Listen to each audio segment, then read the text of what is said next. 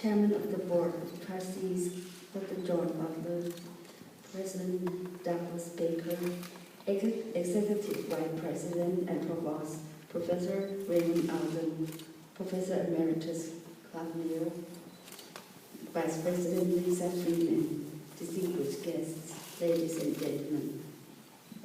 I am most honored to be here today among the distinguished members of the Board of Trustees, administrators, and faculty members of Northern Illinois University at DeKalb, Illinois.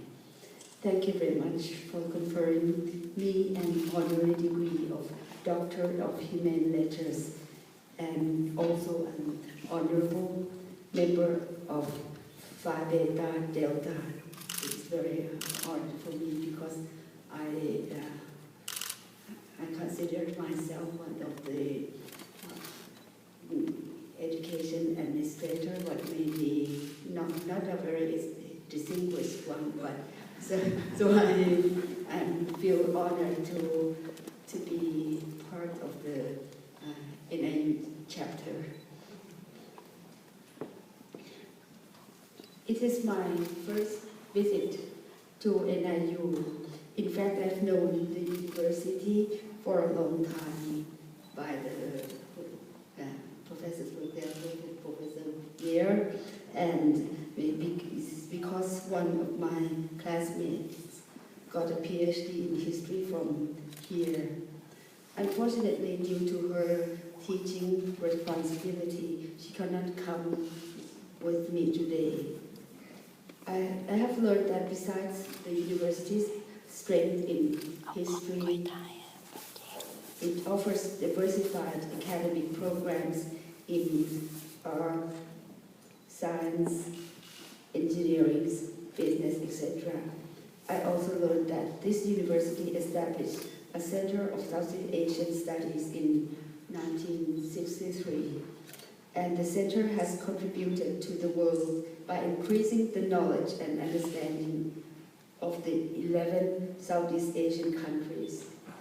It also offers training in Southeast Asian languages, and well, I would like to add a bit that I read your recent book on Southeast Asia. It has only up here this year. A good book that helped me to understand of my own region. That as the president said, I graduated in history, but my area was Southeast Asia, and because at that time, maybe due to the Vietnam War, this subject is very popular. But when I finished my education, the focus of the history is shifted to the Middle East. So maybe I use, but anyway, I am teaching Southeast Asian studies and something related, so I can still have a good use of my studies. In fact, in my life, I have the opportunity to travel the country, and there are good things, bad things, but things that I have seen, and so I promised myself that when I grow up, I would like to do something for my country in a way. It is the maybe it's the sentiment of patriotic or nationalistic, which is not always a good thing. But I read a lot of that. Some people were quite concerned about this. But in my idea as a teenager, I think that the nationalistic feeling means have to do something for the people of Thailand. So education was my first interest, and the purpose of studying education is to try to provide every child or even adult an opportunity to have good education to the highest level at the fullest of child's capacity. I started with few primary schools in the remote area in Thailand, and later on we used a technique which is called the school mapping, and we used this remote sensing or technique to pinpoint the community, and then we send some people, especially the policemen, because some places is too difficult to us civilian to get there. So we see how many people in the community and how many children who need education, and we find the right places to build school. Now my education development projects expand to cover secondary education, vocational, technical education, and higher education through formal, non-formal, and informal education. Some students from the remote area have made it to the universities, both in Thailand and abroad. When I started my education project, I first focused on disadvantaged and the average groups, like me. I'm average, but I have access to good education, so I can do something. Now, as the chair of Foundation for Promotion of Academic Olympiad and the Development of Science Education, founded by my late aunt, Princess Kalyani Watana, I also take care of gifted students.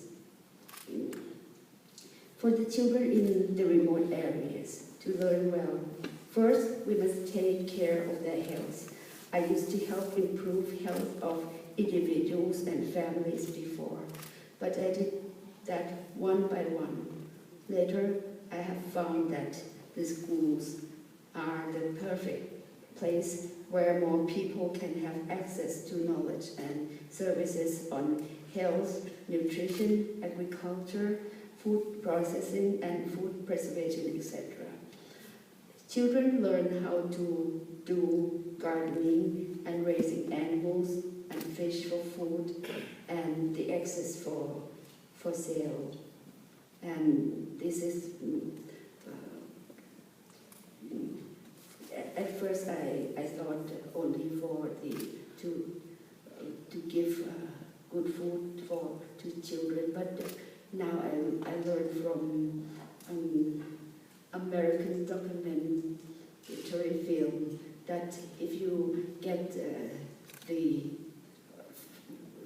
green and inorganic food or vegetable, and then just pick it and cook it right away, it is far better food than the food from the store. Children have learned how to do gardening and raising animals and fish. Yeah.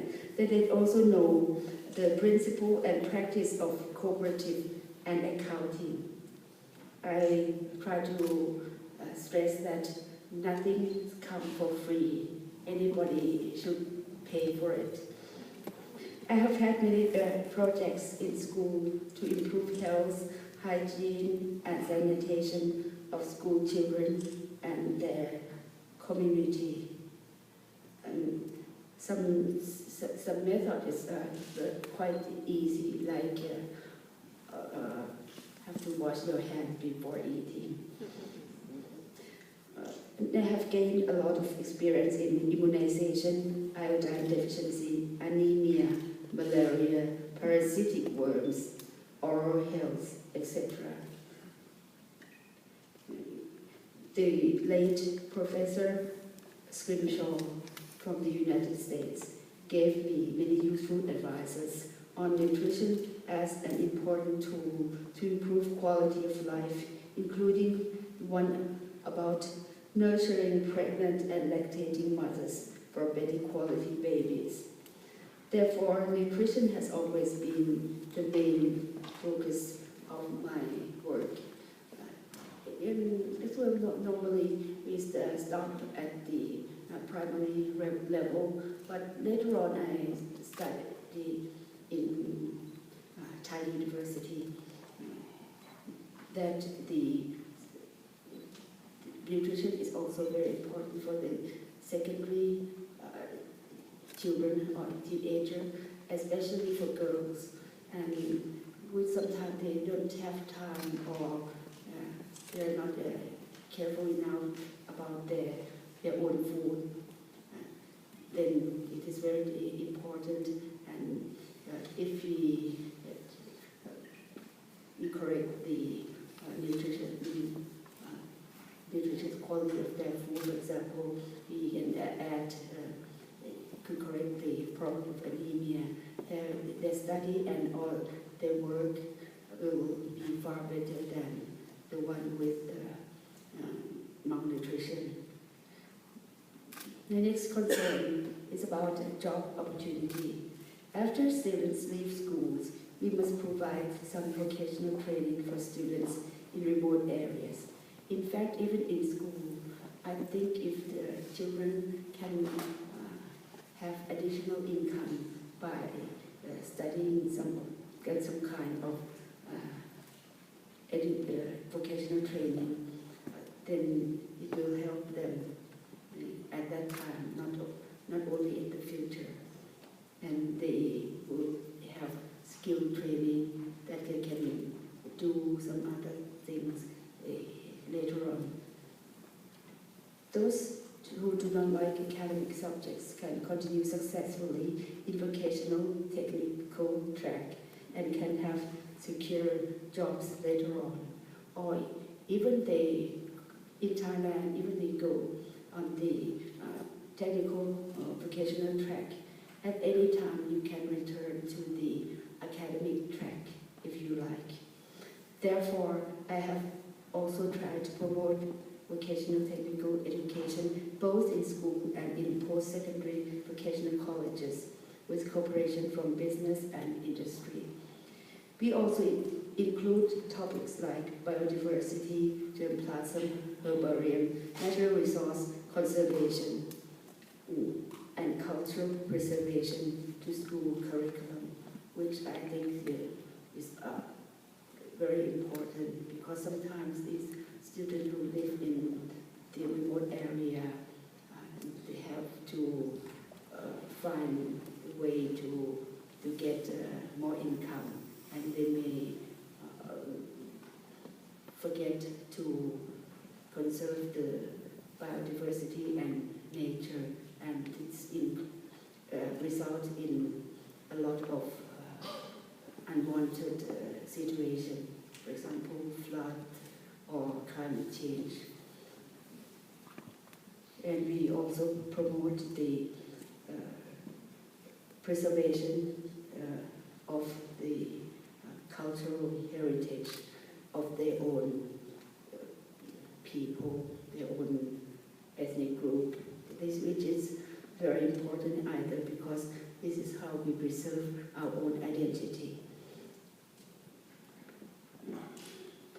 The people with disability are another group whom I have been trying to help since I was a child. They include disability in vision, motor, and intelligence. I know about these people because since I was young, we have the New Year party for the people with disabilities, and I worked at that time as a waiter.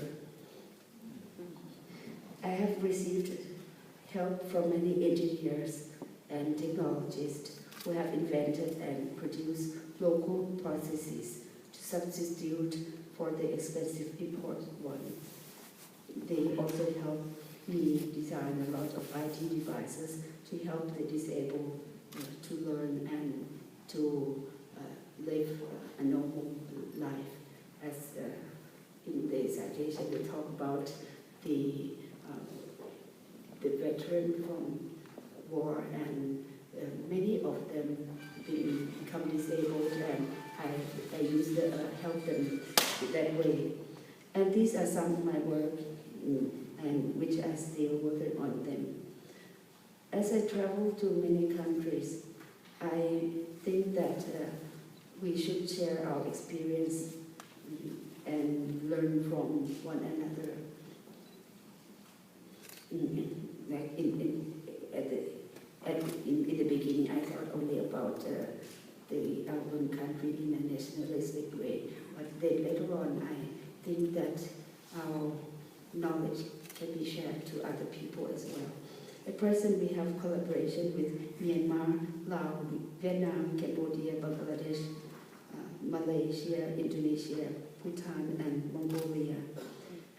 It is not only that we give the information, but these countries also provide help and like the arrangement of the science camp or language camp that we do together. We consult one another to agree that on the projects that we would like to do together. For example, in Laos, it is a health personnel development project, which we have done this for more than 15 years. In Cambodia, it's the malaria protection project, or the secondary and vocational school project. And in Malaysia, it is the academic camp. In another project, the youth researchers of Thailand and Cambodia have been selected to do a research project together to the study of ancient communication routes. It is a multidisciplinary research, the Living Angkor Road. It involves my colleague at the Royal Chulalongkorn Military Academy, who is an expert in remote sensing, and we collaborate with people from the Sirindhorn University, Fine Art Department, and some of the organization in Cambodia. And we choose some of the students from Thai schools and Cambodian schools to take part in the youth research program. Then they can study remote sensing, or they will be interested in finding out about our common roots, and they will become good friends. As we also cooperate with countries like the USA, Germany, China, India, and Singapore, with the organization as CERN, or European Organization for Nuclear Research in Geneva, the Nobel Laureates Meeting Foundation in Lindau, and DAISY, or the German Synchrotron Research Institute in Hamburg. Some examples of collaborative projects are Antarctica survey, nanotechnology, biomedical engineering, particle physics, etc. With Singapore, we have co-founded an annual international conference called iCreate, or International Convention on Rehabilitative and Assistive Technology. Through the Student Design Challenge in iCreate, our young researchers have developed many innovations and inventions for the elderly and the disabled. As you may have known, the ASEAN countries are forming the ASEAN community under the motto, one vision, one identity, and one community by the year 2015. It seems very exciting for us. We expect much more cooperation and exchange of students, peoples, and activities. Many may think that as globalization is already here, this is no big deal. But I think it will open up even more opportunities for neighboring countries to work more closely and more deeply. We also extend our study about Asian cultural roots to other countries with no border obstacles. And the roots were interesting. It is like the same route as we plan to do the North-West, East-West economic corridor. And the old connection is more or less the same. And thus we, other people may talk only the ASEAN economic community, but we want to do also the political security and the social and cultural community as well. Cooperation creates partnership and friendship. It promotes peace, loving kindness, and positive thinking about differences. When I lead my students to study tour to Myanmar, a Myanmar reporter told me that the blood transfusion center in Myanmar, through the cooperation with the Thai Red Cross during the Nargis storm, had helped to save his relative's life. I told the reporter that I brought my students here because I wish them to become good friends with Myanmar people, especially their peer group. And maybe I'm a bit old, so I would hand over this friendship and loving feeling to our younger generation. By the way, when we visited the museum in Yangon, I also saw a Buddha image that NIU sent to the museum. Thank you again, and I appreciate NIU for promoting understanding and friendship among different cultures. No matter how far and how different we are in culture and idea, we can always be good friends.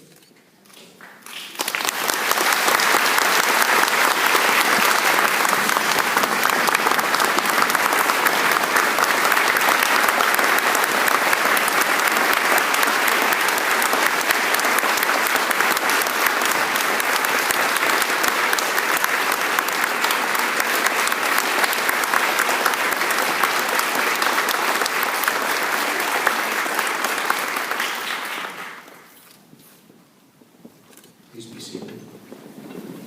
Thank you, Your Royal Highness. Northern Illinois University has conferred honorary degrees on scholars such as Arthur Schlesinger, scientists such as Carl Sagan and Nobel laureate Leon Letterman, acclaimed musicians such as Mstislav Prokopovich, political leaders such as Paul Simon, Dennis Hastert, James Thompson, and Tammy Duckworth, business leaders such as Leland Strom, and community leaders such as Maggie Kuhn. In honoring these individuals, they have brought honor to us. So today, we are honored to recognize Her Royal Highness and her many accomplishments. We are excited to put our university on display and proud to have this lasting memory of the strong relationship between Northern Illinois University and